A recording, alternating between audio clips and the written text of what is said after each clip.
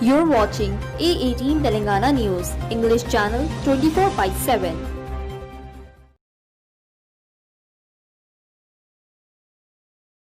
Welcome to A18 Telangana News. UP Yogi Adityanath reached Hyderabad for public speech ahead of GHMC election. Yogi Adityanath targets TRS and AIMIM, also BJP MLA Raja Singh and others BJP leaders giving the speech at an public rally in Lal Darwaza. Reported by Sheikh Ahmed. में आपके सामने आई है। सचमुच यह निजाम शाही की अंतिम विदाई की तैयारी यहां से प्रारंभ होती है और इसके लिए मैं आप सबका अभिनंदन करता हूं। भाइयों बहनों, आपने पिछले 6 वर्षों के दौरान प्रधानमंत्री मोदी जी के नेतृत्व में भारत की सरकार की कार्य पद्धति को देखा है।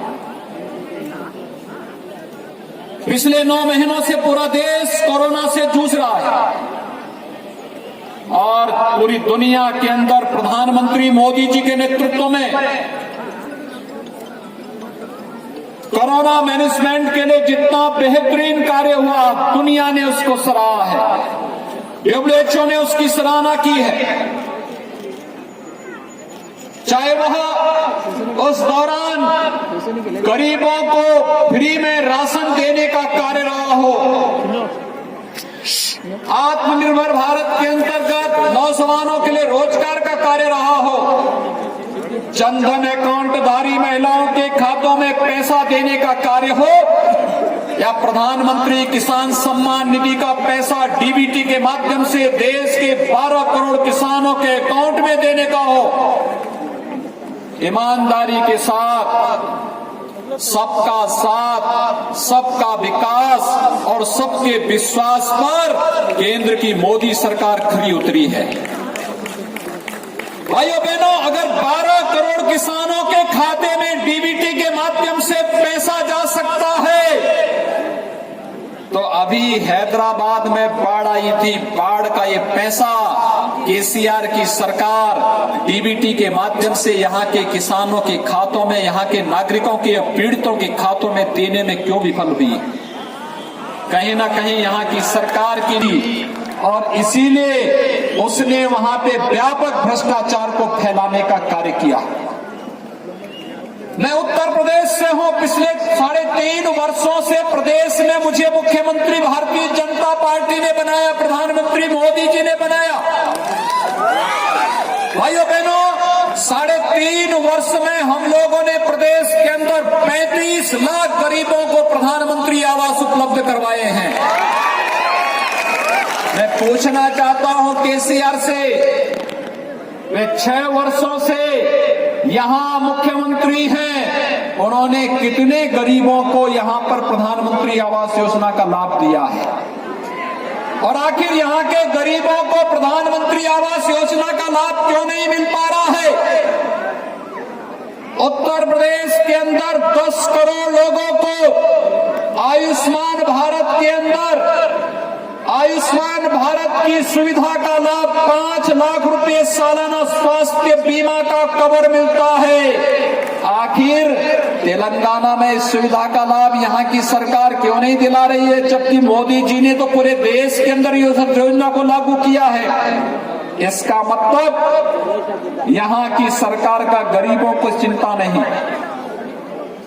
किसानों की चिंता नहीं, नौजवानों की चिंता नहीं, उन्हें चिंता है अपने परिवार की और एमआईएम की। उन्हें चिंता है अपने परिवार की और एमआईएम की, यहां की जनता की चिंता नहीं है।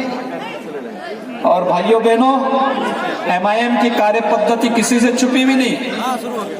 भूपेन्द्र जी बिहार के चुनाव के प्रभारी थे भारतीय जनता पार्टी के, और बहुत भारी विजय प्रधानमंत्री मोदी जी के नेतृत्व में भारतीय जनता पार्टी ने बिहार के अंदर अपने गठबंधन के साथ फिर से सरकार बनाई है। भूपेन्द्र जी चुनाव के बाद आज यहाँ पर मेरी पहली मुलाकात हो रही, मैं उनका अभिनंदन। जितनी शानदार विजय बिहार के अंदर हुई, बिहार के अंदर फिर से भारतीय जनता पार्टी गठबंधन की सरकार बनी।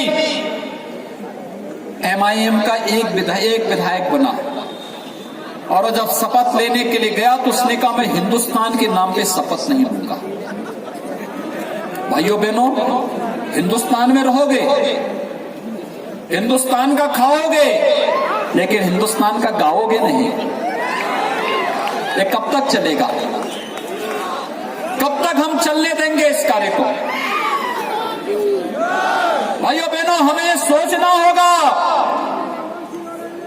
भारत के अंदर कोई रहेगा तो भारत के संविधान के अनुसार उसको चलना भी पड़ेगा और भारत के मानवाधिकारों का सम्मान भी करना पड़ेगा।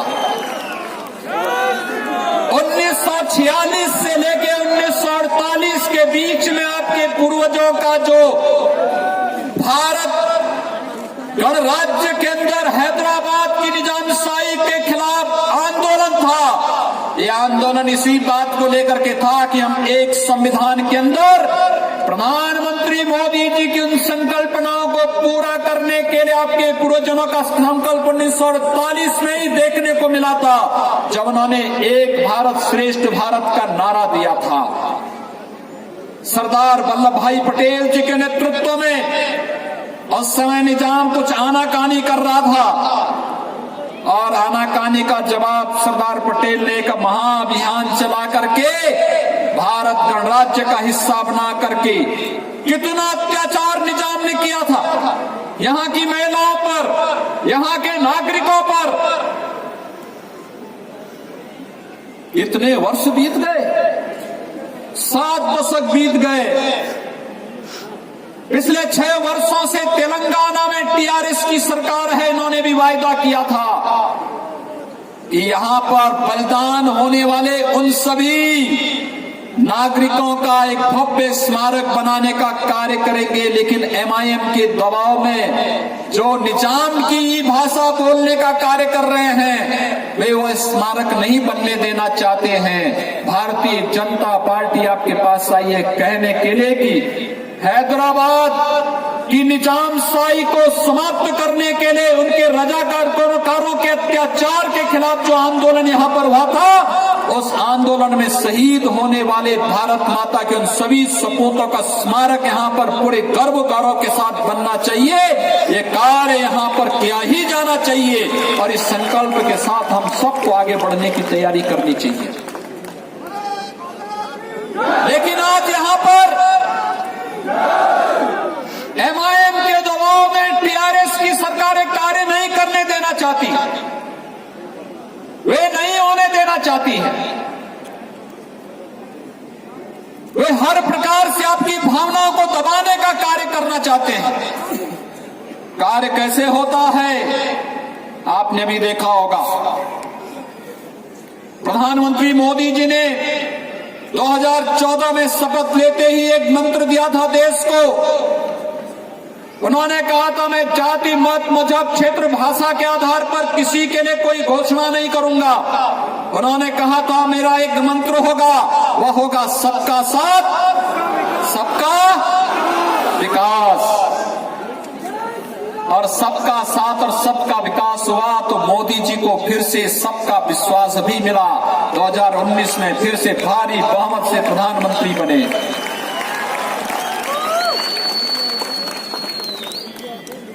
पहले 5 साल गरीबों के कल्याण के लिए, अगले 5 साल राष्ट्र के उत्थान के लिए। आज पाकिस्तान भी टेढ़ी नजरों से भारत को देख नहीं सकता। याद करिए, वह भी दिन थे जब मुंबई में आतंकी हमला होता था, भारत सरकार चुप हो जाती थी। और आज पुलवामा में थोड़ा तो साहस किया, पाकिस्तान के अंदर घुस करके सर्जिकल स्ट्राइक करने का कार्य भी प्रधानमंत्री मोदी जी ने। एक समय था जब कश्मीर में बिना परमिट के नहीं जा सकते थे। आज अगर हैदराबाद का नौजवान भी चाहेगा तो श्रीनगर के अंदर मकान और जमीन खरीद करके रह सकता है। यह अधिकार किसी ने दिलाया है? प्रधानमंत्री मोदी जी ने और गृह मंत्री अमित शाह जी ने आपको दिलाया है।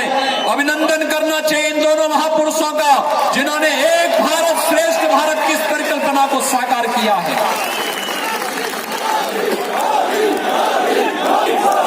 यह है एक भारत श्रेष्ठ भारत की परिकल्पना के लिए पूरा भारत एक है, पूरा भारत उनका परिवार है। और केसीआर के लिए अपना परिवार ही तेलंगाना हो गया है, यही अंतर है। एमआईएम के लिए तो दो भाई के अलावा तीसरा कोई है ही नहीं, और किसी के बारे में सोच ही नहीं सकते, हमेशा उल्टा ही बोलेंगे। भाइयों बहनों, ट्रिपल तलाक की कुप्रथा को मोदी जी ने समाप्त कर दिया हमेशा के लिए। 3 तलाक के नाम पर आधी आबादी पर अब कोई अत्याचार नहीं कर पाएगा, और करेगा तो जेलें उसका इंतजार करेंगे। और मैं सचमुच जब 5 अगस्त को प्रधानमंत्री मोदी जी ने अयोध्या में राम मंदिर के कार्य का शुभारंभ किया, मेरी हार, लेकिन कोविड-19 के प्रोटोकॉल को ध्यान में रखना था। भाइयों बहनों, कोविड-19 के प्रोटोकॉल को ध्यान में रख